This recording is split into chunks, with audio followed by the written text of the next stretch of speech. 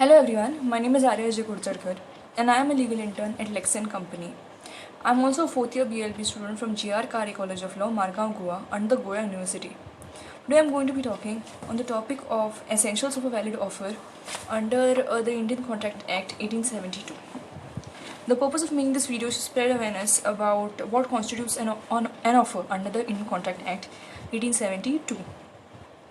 So, as per Section 2A of the Indian Contract Act 1872, an offer is defined as when one person signifies to another his willingness to do or abstain from doing anything with a view to obtain the assent of the other to such act or abstinence. He is said to make a proposal. Essentials of a valid offer.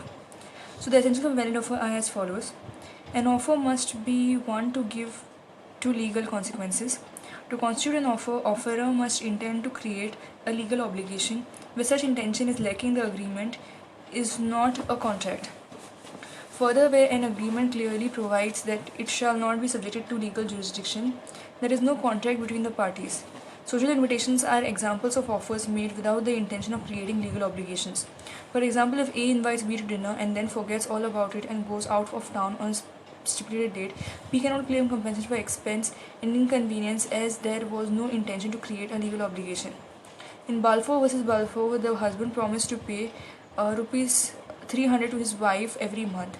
On his failure to pay, the wife sued him for recovery of the amount. It was held that she could not recover as the agreement did not create any legal relationship.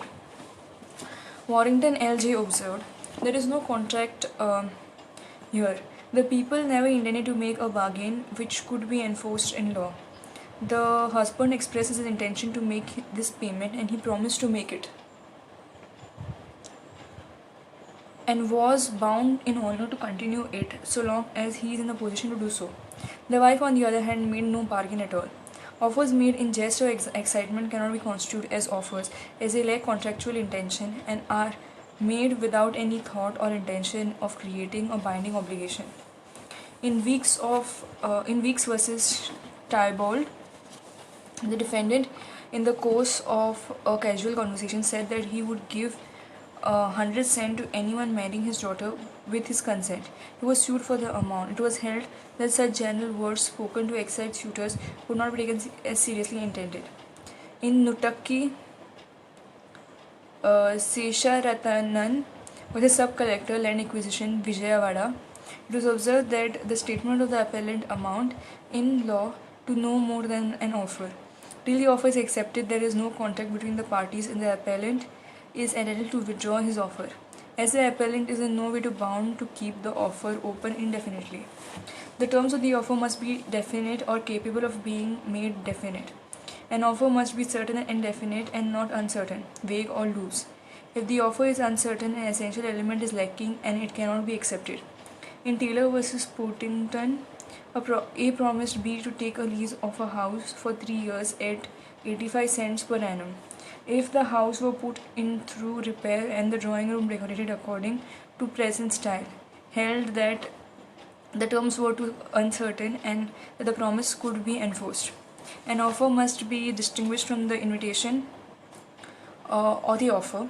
So, an offer must be distinguished from an invitation to an offer exemplifies by advertisements marked prices of goods displayed in the shop windows or catalogs mention prices of goods. In all such cases, the trade of the advertiser is simply inviting an offer.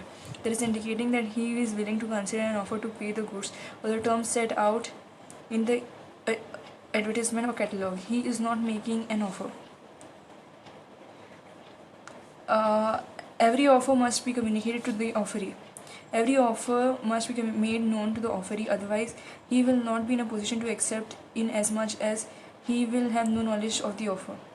The mere desire to enter into an agreement will not constitute an offer.